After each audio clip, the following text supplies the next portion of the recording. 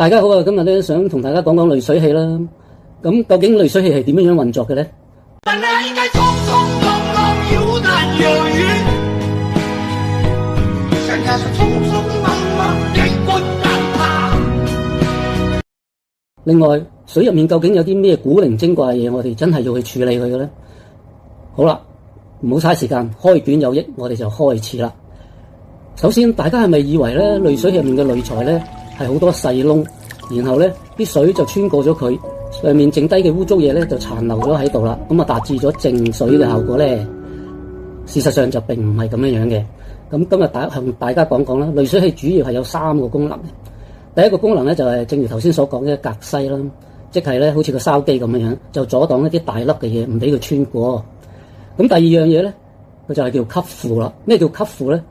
就好似啲磁鐵咁樣樣，佢可以咧將啲鐵粉咧黐咗喺個表面上面，就等於咧啲水入面啲污糟嘢咧就俾啲濾材咧吸住咗，咁啲水咧就淨化咗啦。第三樣咧就叫轉化喎。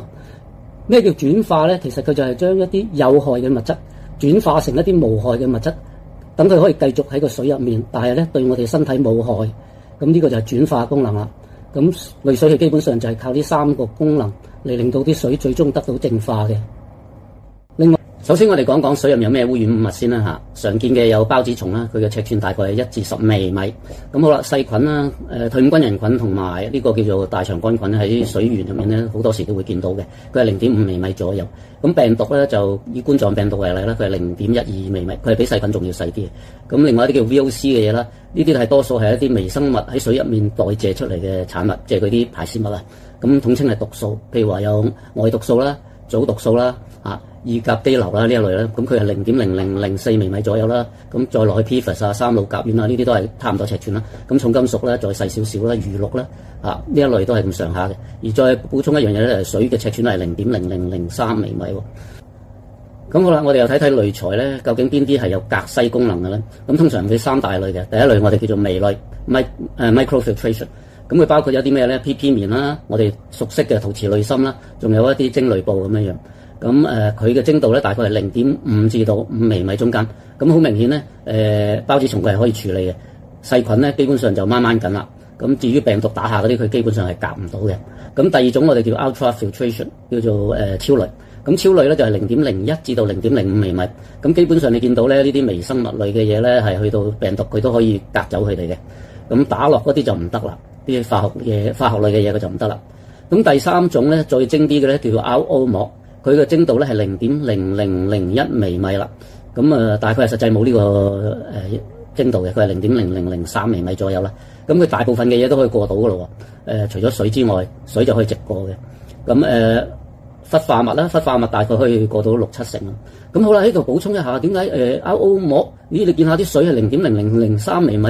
其他嗰啲好似餘氯又係咁上下喎，三氯甲烷啊，重金屬仲細過佢喎，咁點解水又過到，其他嗰啲又過唔到咧？原來咧同佢哋本身呢啲污染物嘅性質有關嘅。譬如話重金屬咧，佢係離子狀態，咁離子狀態咧，佢一定要喺水入面先可以生存到嘅。咁所以咧，通常一個離子咧，佢會包住幾粒水喺佢身邊，咁啊變咗佢總尺寸就會大咗嘅咯喎，所以過唔到 RO 啦。咁另外咧，譬如話餘氯啊，其他嗰啲咁細嘅嘢都過唔到咧，因為佢係帶住負電荷嘅。咁而咧呢個 RO 膜亦都係帶住負電荷嘅，所以本身咧就排斥嘅，就阻止咗佢唔俾佢黐埋身，咁啊更加佢過唔到佢啦，係咪？咁所以佢就達到呢個過濾嘅功能。咁好咯，你睇睇啦，呢啲隔篩功能咧，基本除咗 RO 膜之外咧，其他咧都唔係可以100%將啲水入面嘅污糟嘢咧係可以隔走嘅。如果啲濾材唔可以用隔篩嘅方法處理咗我哋嗰啲水入面嘅污染物，咁點搞咧？就要講講第二個功能啦，就係黏附功能。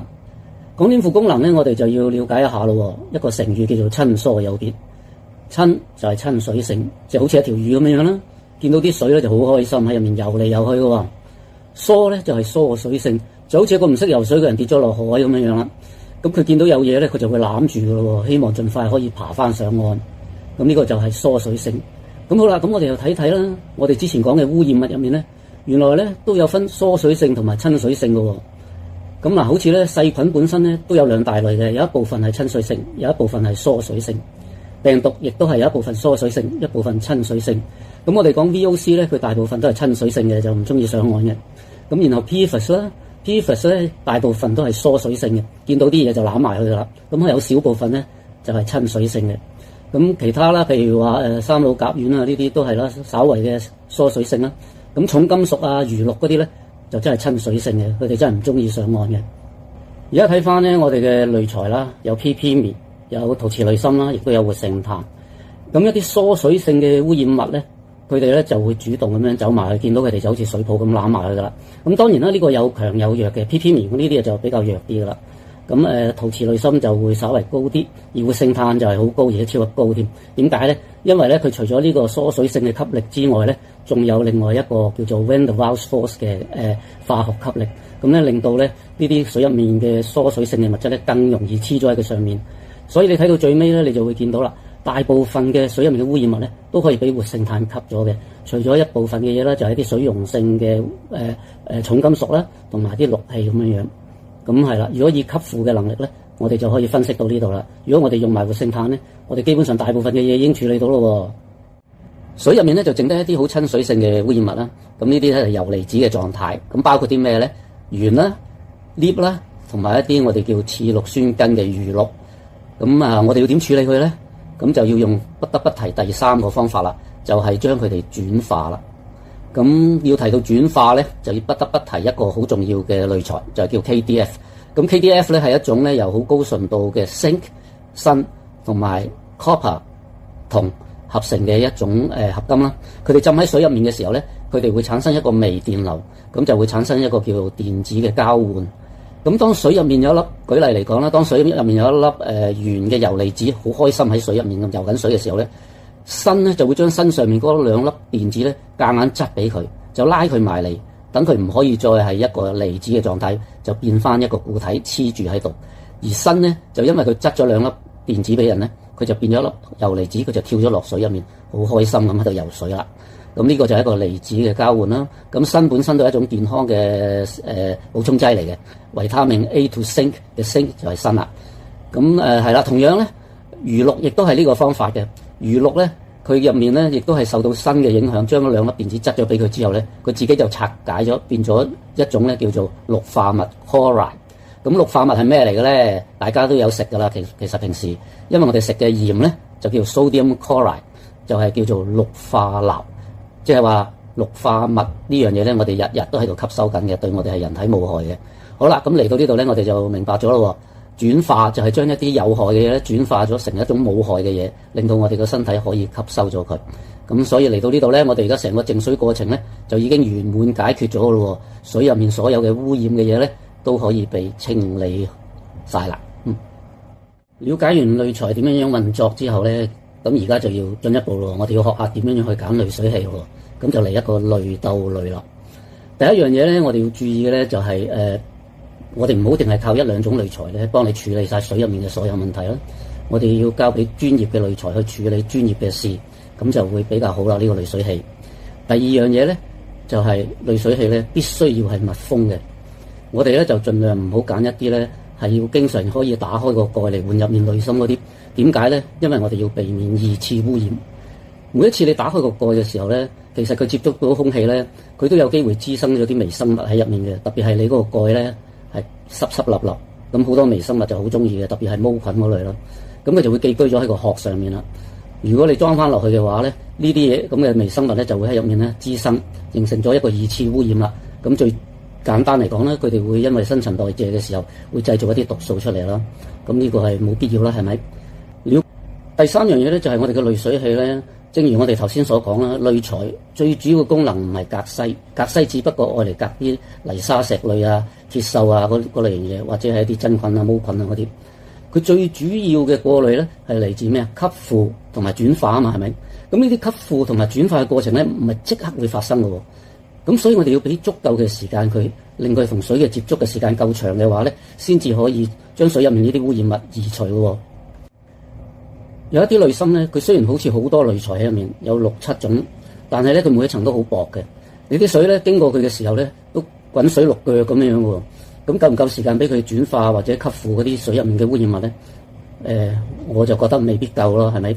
就好似你個人污糟，你走去沖涼，你淋兩嘢你就走啦。你覺得你會唔會沖得乾淨咧？又例如咧，有一啲濾芯佢嘅設計咧，就係啲水咧由旁邊就慢慢向中間滲過嗰個濾材，喺中間將啲水收集之後咧就過濾完啦。咁咧實際佢嘅水嘅接觸咧只有1英寸左右啫。咁呢啲亦都係一個好短嘅時間啫喎。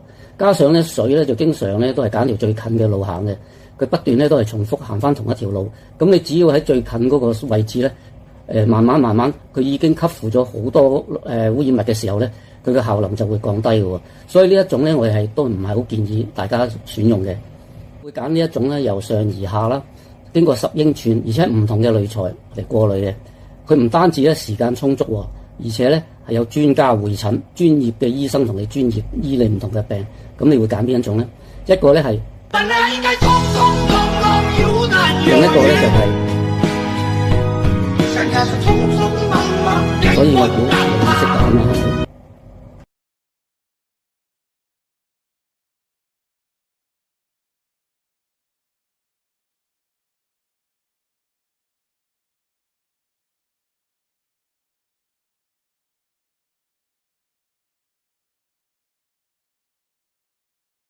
喂，大家好啊，我係 Jeremy， 想通過呢個科學觀看生活嘅頻道，同大家分享一下我嘅經驗。